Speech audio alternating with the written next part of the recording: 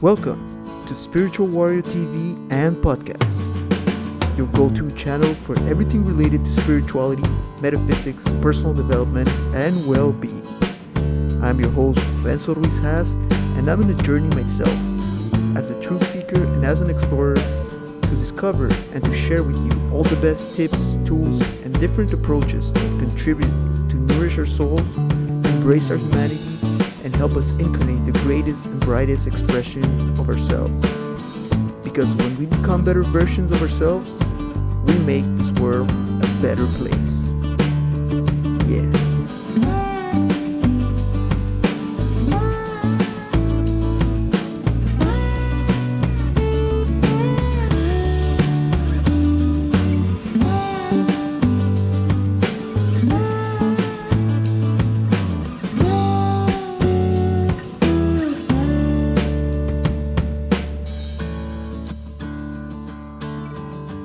My next guest is a very, very special one.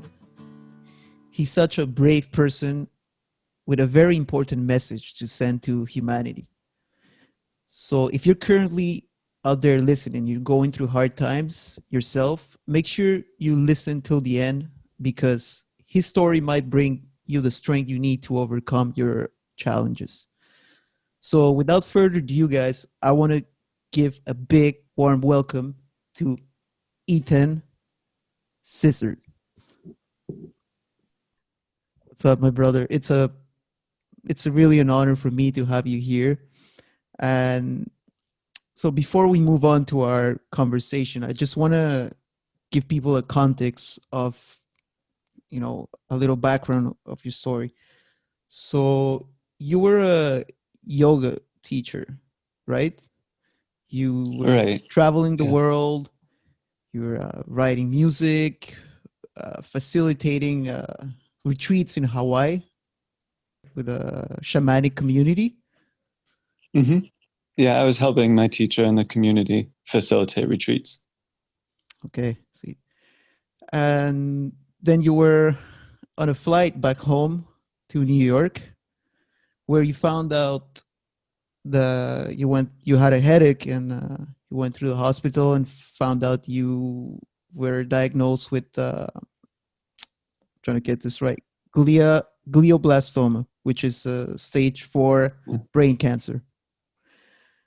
And I'm not even gonna pretend that I can imagine how that feels, because I have no clue.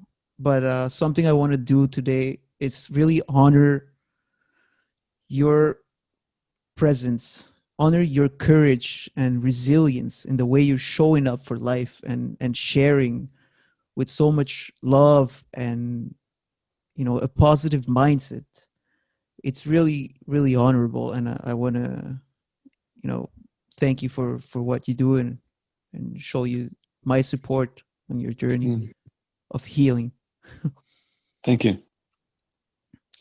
Thank you. And I guess my first question for you would be, how has the way you see life and death affected? How has it been affected by the way you're currently experiencing life itself? That's a good question. I feel like all of the training with the shaman and the yoga and meeting many amazing, beautiful people has prepared me for this experience.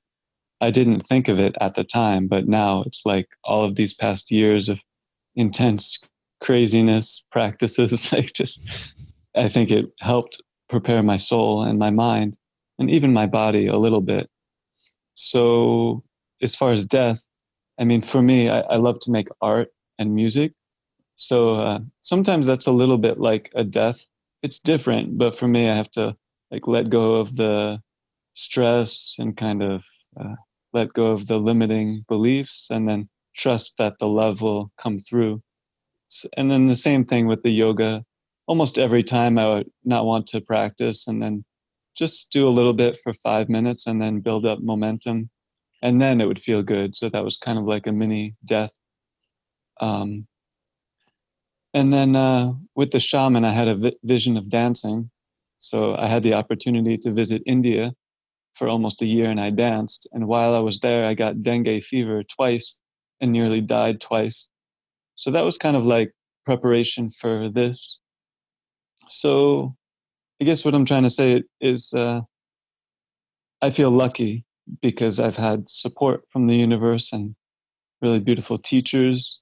Maybe they didn't consciously know it, but I think their souls were preparing me for this. So this feels, it's very painful. It's the most pain I've ever had. It's the most challenges, things that are out of my control, but also I feel um, it feels very normal for me. It doesn't feel like, why did this happen to me? What's going on? My life is ruined. It doesn't feel like that at all. It feels like it's part of God's plan, and I'm just part of it. Hmm. You know, even just how we met is like part of that plan. I feel like beautiful things will happen Absolutely. through this experience. No, absolutely. I believe that too, that, you know, our soul has a plan for us, and that we don't often understand, that our mind doesn't understand, and our human bodies don't understand, but there is another level that comes to play, then that's the soul. Do you think we have like a soul contract, to, for lack of a better term, that, you know, everything is happening in just in divine timing and the way that it's supposed to be happening? I think so. And I think sometimes we forget that we are connected with other souls, and we're here to help each other grow and learn. And um, yeah. And also, I think there's like our soul has a highest vision, and those are like the dreams in our heart. And Hmm. no one is perfect, so we just do our best and follow those dreams. And for me, I still have those dreams in my heart, and I really feel like this cancer experience is part of that. Like whatever my purpose here, this diagnosis and the tumor growth is it's like it's going to lead towards whatever my highest purpose is. That's what I really feel. So yeah, maybe it's, I feel like it was God's plan and my soul's plan for this to happen. There were, of course, things in my environment and stress and maybe foods I ate and things like that that could have contributed. But I feel like on the bigger picture, it was part of God's plan, and I feel like that's part of the healing And that will help me heal. yeah, and you were so right when you said like everything that we go through prepares us for life. You know, sometimes something happens, like, you know, when we're young and we don't understand why it has happened, and then, like, you know, 20 years later or 30 years later, we realize, oh, okay, when we connect the dots, you know, the dots only connect backwards. I don't remember who said this, but it's such a great quote. The dots only connect when you look backwards, and then Hmm. you realize that, yeah, Yeah, but everything. yeah, I'm sorry. No, yeah, sorry, you didn't want to. Uh, yeah, that's very true. And also, I feel like we can cultivate the ability to see it more in real time. Of course, it's easier looking back, but if we can develop like our heart and our intuition, we can almost see it as it's happening, which is a really cool thing to be able to see it, and then we can like follow that energy. Right. Uh, um, I've seen for you have a nickname is E3. Where does where does that come from? Can you speak a little bit of that, about that? well, yeah, last year I was living with the Shamanic Community, and the shaman and his wife had to travel around the world to do different retreats. So they asked me if I would caretake the land. So it was kind of crazy because I was the only one there and I had to do everything. It was great. It was a lot of work, many hours of work. And in exchange, the shaman said he would give me a few private ceremonies. Usually he does them in groups. And if he does private ceremonies, he usually charges a few $1,000s because they're very, like, he's a master shaman.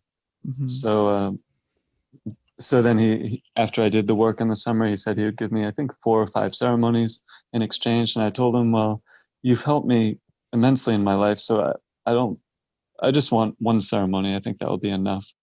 And he said, okay, that's fair. And so in that ceremony, it was just me and him for the ayahuasca ceremony. Oh, And sweet. I didn't know it was ayahuasca done. That's yeah, amazing. so yeah, we were sitting across from each other just in this small little like temple space. And it was pretty long, a few hours. But at one point in the ceremony, he just lay down on the floor. I think he fell asleep. It looked like he was sleeping. And this was maybe an hour. So I decided, well, maybe I should just take a nap too. So we were both just resting there. And then he would kind of wake up a little bit and sing some icaros and then go back to sleep and then wake up and sing some songs. And then he fell asleep again. And then one time he woke up. Well, actually, at first I said I would like a new name, but I don't want to just give myself like a hippie name and think anything has changed in my heart. I want to Right. grow into the name. So he said, okay. And then he fell asleep for a little bit. And when he woke up, he put his arm in the air and he said, E3, embodied, empowered, and ecstatic. That's your new name. Wow.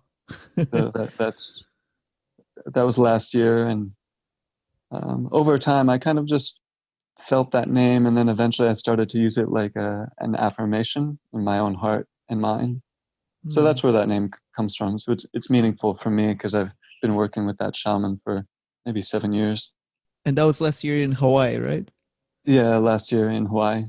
Wow, It was that's almost like amazing. he knew that all of this would happen with the stroke and the cancer diagnosis. So he like gave me that affirmation to use to help me. Wow. Um, so how do you manage to cope with this experience and to keep such a positive state of beingness really in when a lot of us can't even like be that way in a regular everyday life?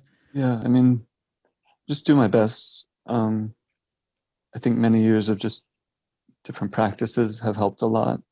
Um, I've had support from friends and family. Mm. But like I said, it just feels like it's part of my life path, and it feels like uh, I'm. If there's anyone capable of going through this, I feel like I am one of those people. Um, Yeah, so, you got the but hard. I definitely have to. It's like facing death, and then also still facing the dreams in my heart that are still alive. And this happens almost every day. There's the pain and the not knowing if the left side of the body will get paralyzed, and also the tumor in the head. So it's like, I guess the practice is being human and angel at the same time. And I'm the one that is in charge of which energy I want to move into. So if that makes sense. Yeah, no, for sure. And have you been receiving any messages from your guides from Yeah, it's more of just like a feeling that yeah, this is my practice right now. The only way I can describe it, it's like I'm bearing my own cross. I'm not Jesus at all, but that's what I've felt since the beginning. Like, this is my cross. I can transmute these energies into something beautiful in my own life, and it will help other people too. And I guess the faith comes in where I don't know how it will happen or what it will look like, but I have a strong feeling in my heart. Like, I feel the love all the time. thank you, bro. So, Wow. and And I just want to touch base on one of your videos, or because I've seen one of your videos where you mentioned that part of the reasons you're doing this is to reawaken the space before the language enter your consciousness. So, do you mind elaborating a little bit on that? What do you mean by that? I think I can grasp kind of what you mean, but I want to hear it from you. What do you mean by yeah, that? yeah, I appreciate you asking that, because this is one of the most meaningful things for me that I want to share with people. Mm. It's been a little hard because I can't type. Like, if I try to touch my fingers with this hand, it's like I have to retrain this side of my body. My point is that I love to type and write, and so I want to share these practices with people because like in many visions I saw that me, and I feel like most children, we have a space in our hearts, in our minds. It's like a vibration. I call it my unique vibration, that we each have a unique vibration that is who we are. And it's connected with our creativity and our gifts and our life path. But then it's almost like the language is forced into us by our parents or society. And that language, the language can be one of the biggest blocks to feeling that vibration. So I'm a little bit cold now if I'm shaking. Yeah, no, that is true, because if you think about it, there's so many things that we just can't explain with words, and the the language kind of limits our whole experience. There's like so many things that we just can't explain them with words, but yet it goes more in the sense of, like you said, your unique vibration of feeling things, and yeah. Yeah, so I've always been curious about that. And I think that's one reason I like shamanic practices or yoga or music and art, because for me, it helps me remember that space, like where if I forget about time and space and forget about language, and I just like very intuitive space. Yeah, I've been listening to one of your songs, very powerful with the drum, and love Uh, it, man. I'm gonna put the link so that people can go and check that song. You guys should definitely like listen to that. It's very powerful. Um, yeah, yeah, thanks. Sorry to interrupt. no, sorry. See, Go the thing ahead. is, it's like in Hawaii, I was making music and singing every day, all day.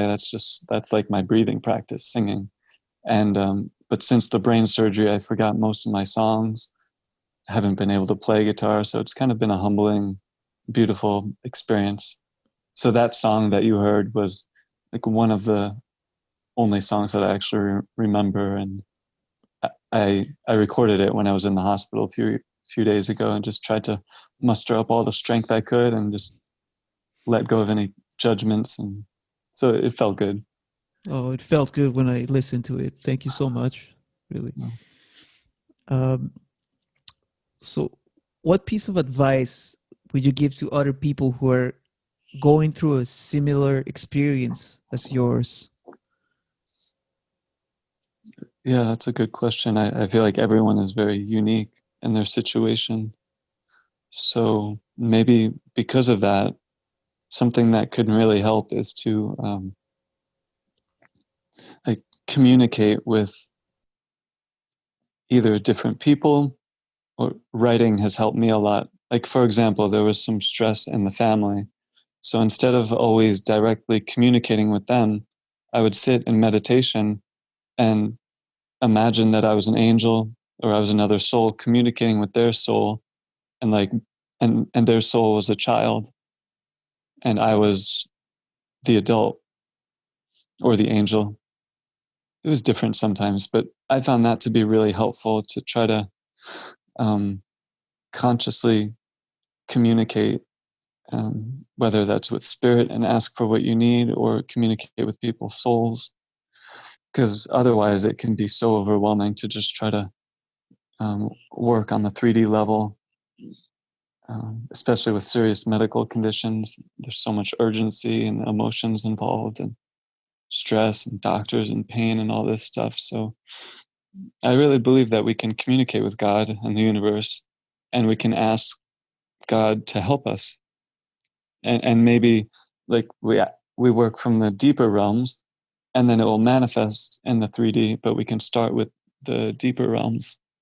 So I've found that to be really helpful, especially at times where it seemed like death was going to come, or there was no way that anything good would happen. Um, so, but yeah, like I said, I feel like we each have our own way of doing that. So whatever way works for you, like I think that can help. Absolutely. And what other advice would you give to people in regards of how, how they live their lives and in regards to how they perceive death and how they approach it? Well, something I've been feeling a lot recently is that there's an awakening happening, and that maybe in the past it was individual. I don't know, but I definitely feel like now it's communal and collective, and that we're here to help each other, and we each have ways that we can help other people, and we each have there are other people who can help us too. Um, so I'm sorry, your question was about. Yeah, and the second one was in regards to how they perceive that, and you know the way they think of that. Yeah, yeah. Like I guess what would be that's. your advice for them to, like, you know Mm, to deal with yeah, that? that's. Hmm. Yeah, I mean, every person's situation is different. For the past week or two, I felt like I was grieving even before I was dead. So I had to like go down that road in my mind and in my heart of, if I'm going to die tomorrow, like, how am I going to be present with that? Like, how am I actually going to face leaving my parents while they're still alive, when I want to heal and have a beautiful life and be able to help them how they've helped me? And how am I going to face any dreams that are still in my heart and that I can't, uh, I won't be in this body?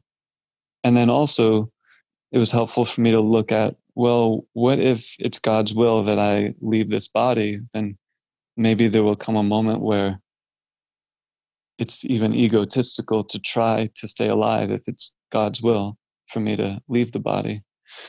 Um, so exploring these things before, well, while I'm still alive has been helpful. Even, for example, creating a living will, that was helpful to think about. Well, the money I do have, where will it go? If I can't resuscitate myself, who do I want to make those decisions, if anyone at all? So it could be kind of like a dark thing to explore, but I think it can be helpful to explore that, and then we get to really see how we feel in our heart, and if, and then while we're still alive, what things we might do different. Um, so yeah, but it's so hard. I mean, I can't imagine if a mother was sick and she has children, and then she has to think about death. That's, my situation is hard, but I think that situation would be hard too. So I feel like creating a support system is a very helpful thing, to ask for help. I've received help from so many people, even people I haven't met in person. So Mm. like believing that we're worthy of the support and that it's available, and who knows how it will happen, but just put out the call for help with whatever you need. People to help with practical things, money, prayers. Um, yeah, because I think people really want to help, like, in their hearts, but sometimes maybe they don't know. So if you ask, it's like you give them the chance to help. Absolutely.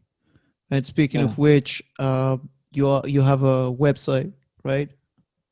It's called yeah. I have a website. It's called ethansangels.org. ethansangels.org. And guys, I don't often ask for things, but I'm asking you guys to go and donate for Ethan. You can donate on Venmo, GoFundMe. He has a PayPal account too. Please make a donation for him for the treatments, because they can get expensive, this type of treatments, right? And yeah, whatever you can, whether it's like 10, 20, 50, $100, it doesn't matter. It's like the intention, so as long as the intention is there. And like you said, Ethan, we're all here to help each other, to uplift each other, and to make this world a better place in any way we can. Yeah. And Yeah. I was thinking about it today. Like, I don't want to just heal from the brain cancer. For me, that would be the most boring thing in the world. So my prayer since the beginning is that this situation can bring good things for other people too. So that's my goal, um, and that's like the main thing that keeps me going. Mm. real altruism there, my brother. And yeah, I guess my final question for you, because I don't want to keep you any longer. I know, like, you're Thanks. going through painful moments right now, so I don't want to keep that any longer than I need to. My last question for you would be, what is your best tip to make this world a better place? Mm. I mean, the first thing that came to me, if there was only one or a few things, would be to like feel that. I call it my unique vibration. Like feel whatever your unique vibration is that you felt since you were a child, and then like see what it wants to create or what it wants to, what its dreams are, and then try to follow them. So that's, and like children have this, like they have it so strong in them. Um, some people call it love, but many years ago, Spirit showed me the name my unique vibration, because I feel like sometimes love is either misunderstood or misused.